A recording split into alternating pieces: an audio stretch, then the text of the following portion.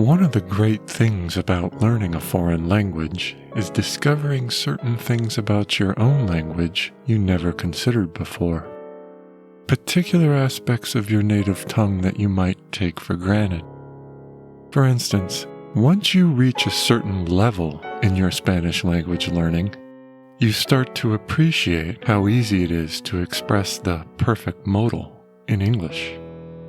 The could have, should have, must have, might have, would have, and ought to have, plus the past participle. This is because the modal perfect in Spanish has so many different constructions and a plethora of subtle changes in meaning depending on the construction you choose to implement. You might not even be aware of this, but the modal perfect or the perfect modal can be a minefield for the native English-speaking learner of Spanish. In this video, I want to demystify this construction a bit by showing how we can use different modal perfect tenses to express a variety of tones, as well as showing how the modal perfect can also be expressed using other tenses that move beyond a modal perfect grammatical construction. And as we'll see, this is tricky for the native English speaker because we don't have these options in English. We use the same construction to express a wide range of meanings. Hopefully by the end of this video, we will not only have a clearer understanding of the Spanish modal perfect, but will also have a newfound respect for the simplicity and efficiency of the modal perfect in English.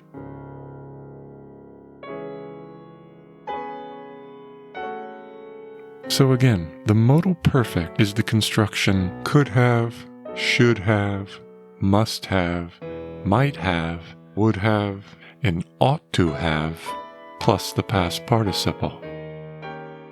In this video, we're going to spend a little bit of time looking at the could have construction, as in, you could have seen the rooster in the road. But we're going to spend most of our time with the must have and should have constructions, as in, you should have seen the rooster in the road, or you must have seen the rooster in the road. Just so you know, the might have, would have, and ought to have are not going to be a focus of this video. Ought to have is the same grammatical construction we use to structure the should have. Would have is part of a third conditional or mixed conditional, which needs a separate video. See my video on the Spanish may and might to get a more comprehensive look at the way the modal perfect can be structured as might have. We will look at the various modal perfect constructions of could have first. Then we'll focus the rest of the video on the more challenging aspects of the modal perfect with must have and should have. This is because could have and the past participle in Spanish stays fairly consistent in its meaning. So if I want to express, you could have seen the rooster in the road, I can use the present tense, puedes plus haber plus the past participle. Puedes haber visto el gallo en la calle. I can use the conditional, podrías haber visto el gallo en la calle. Because this has already happened, I can use the imperfect past, podías haber visto el gallo en la calle. Or the preterite, pudiste haber visto el gallo en la calle.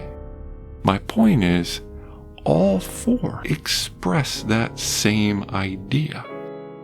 There isn't really a change in tone or meaning depending on which of those four you choose. They all basically mean the same thing. You could have seen the rooster in the road. This consistency changes when we look at must have and should have. This is because the real difficulty with the Spanish modal perfect arises from the multiple meanings that can be derived using the same words in different tenses. That is, expressing either must have or should have is dependent on the tense one employs. You'll see what I mean as we get into this, so let's start by looking at two sentences. If we begin with the direct translation of the English, "You should have seen the rooster in the road," it would seem that we need to start with the present tense deber plus the auxiliary haber plus the past participle. So, tú debes haber visto el gallo en la calle. But wait, we can't use deber as a literal translation in the present tense because the meaning of deber in the present tense isn't should, but must. So don't forget that deber is one of those confounding verbs that can change its meaning with a change in tense. To express should, we need to conjugate deber in the conditional. Debes hacerlo, you must do it, becomes deberías hacerlo, you should do it. So tú debes haber visto el gallo en la calle is you must have seen the rooster in the road. We can also add de after deber to construct the same general idea of must have. Debes de haber visto el gallo en la calle. You must have seen the rooster in the road. This particular construction is more or less common depending on the country you're in. Deberías haber visto el gallo en la calle is you should have seen the rooster in the road. In the first sentence, you're expressing the high probability that you saw the rooster, while the second is expressing the fact you missed it. You didn't see the rooster. So our first step is to think about the shifting meaning of deber depending on the tense. However, this is just the tip of the iceberg when it comes to grasping the flexible nature of the Spanish Modal Perfect. In fact, what we're going to learn is that the expressions of the sentences that we just looked at can move out of the construction that defines the modal perfect. That is, we can use tenses like the past preterite and the past perfect subjunctive to express very similar ideas to those we just expressed the modal perfect. So let's create a list. We start with number 1 and 2. Tú debes haber visto el gallo en la calle. You must have seen the rooster in the road.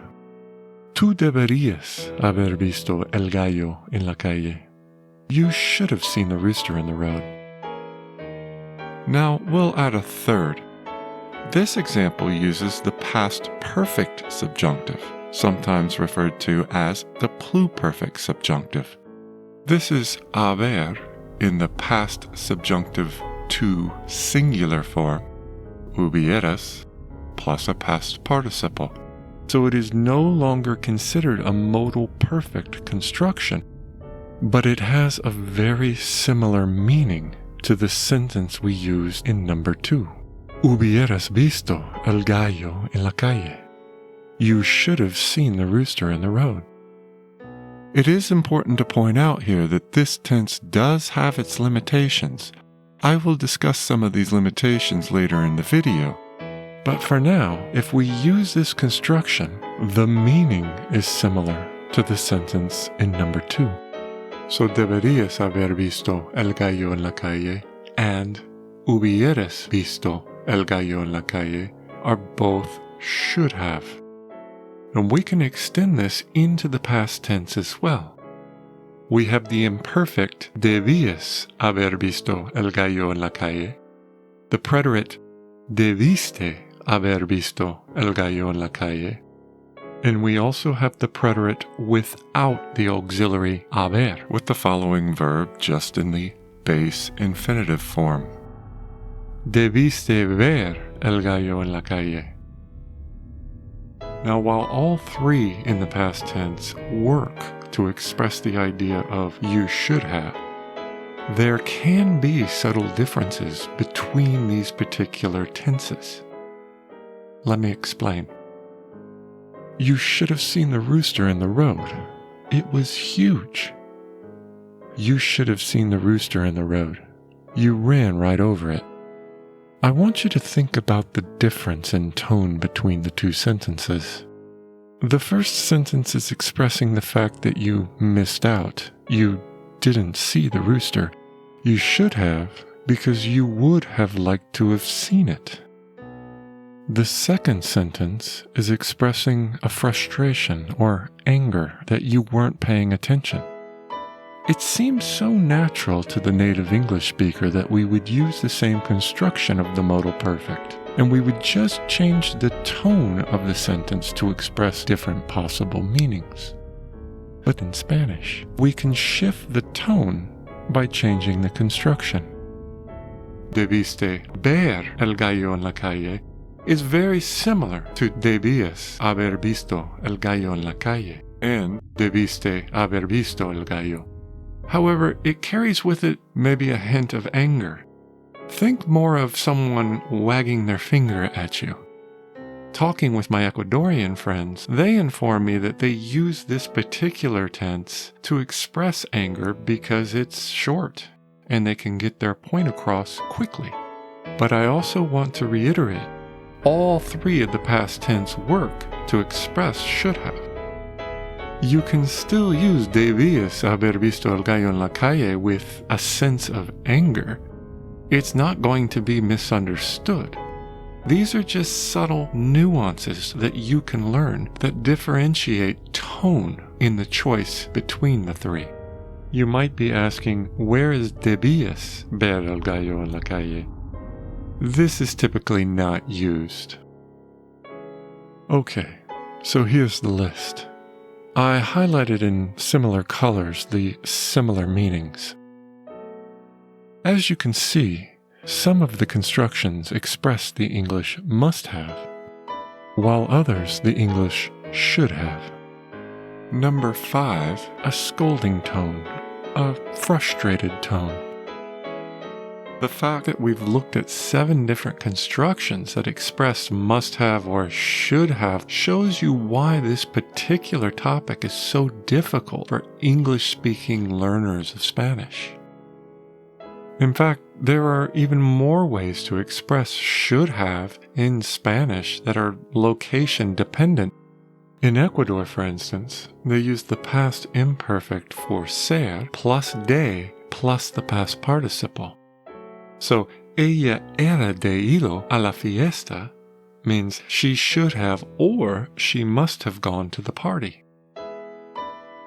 I know at this point many of you are overwhelmed by the number of constructions and frustrated by the variety of meanings attached to the various forms you need to memorize.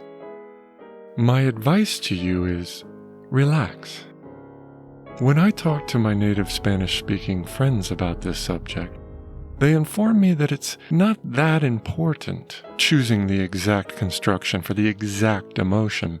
That is, as long as you express a certain tone, you'll be understood regardless of which construction you implement. However, it's my goal here to help enrich your Spanish understanding. Reaching a highly advanced level in any language calls for an understanding of subtle nuances.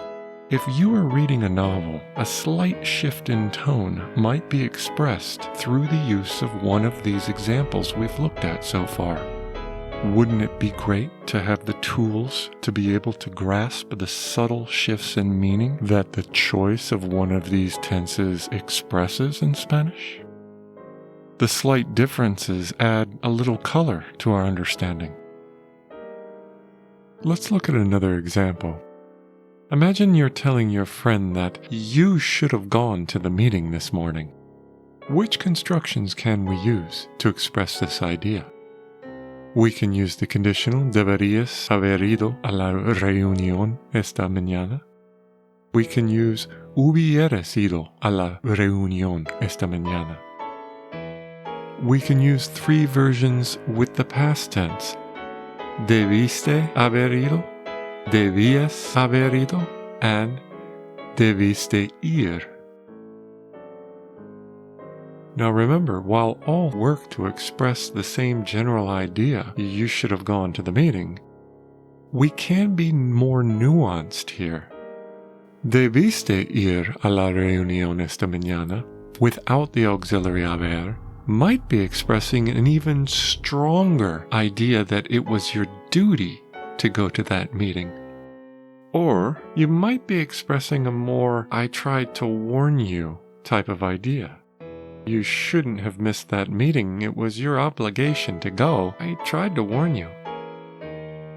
So while all function just fine expressing the idea of you should have gone to the meeting, remember, if you want to express something a little more nuanced, you do have that option.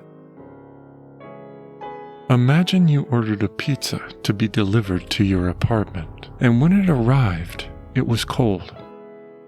A cold pizza. Let's think about how we might express the following ideas using the constructions we looked at earlier.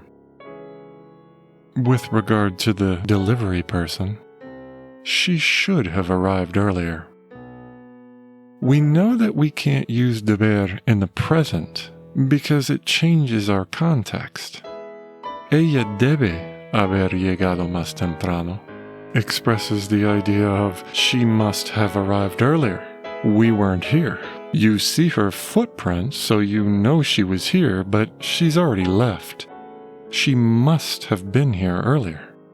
So to express she should have been here earlier, we need the conditional deber. Ella debería haber llegado más temprano.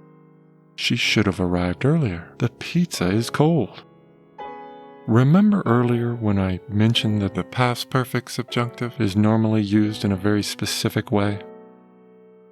If I say, ella hubiera llegado más temprano, this would never be used to express this idea because of one simple fact.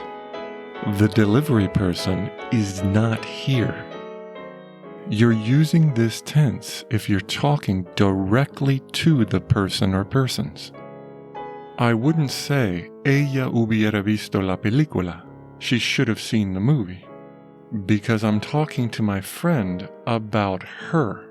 She's not with us. Remember, we're only going to use the past perfect subjunctive to express should have if we are using the to form and we're talking directly to that person. Remember my sentence from earlier. Tú hubieras visto el gallo en la calle. I'm talking directly to that person. You should have seen the rooster in the road. This is an important little quirk in the language that we need to remember. So returning to the cold pizza, we can use all three past tense forms as well. Ella debía haber llegado más temprano. Ella debió haber llegado más temprano. And ella debió llegar más temprano, with the latter expressing a more scolding tone. So let me list these options all together. There you have it, all the ways you can express the English should have and must have in Spanish. To conclude, the number of choices with regards to the constructions of the modal perfect can be a bit overwhelming for the Spanish learner. But think of it this way. Most of these constructions express the same idea. We just need to take into account the shift from must have to should have when we move out of the present tense. Remember, if we use the past perfect subjunctive, we need to be talking to the person directly. Also, the preterite without the auxiliary haber can help us express a frustration or anger. But don't forget we can still express frustration and anger in the other tenses. However, now, hopefully you have a deeper understanding of how a different tense can affect a particular expression of tone. And this more profound understanding of the language we're learning makes learning that language that much more enjoyable. Thanks for watching.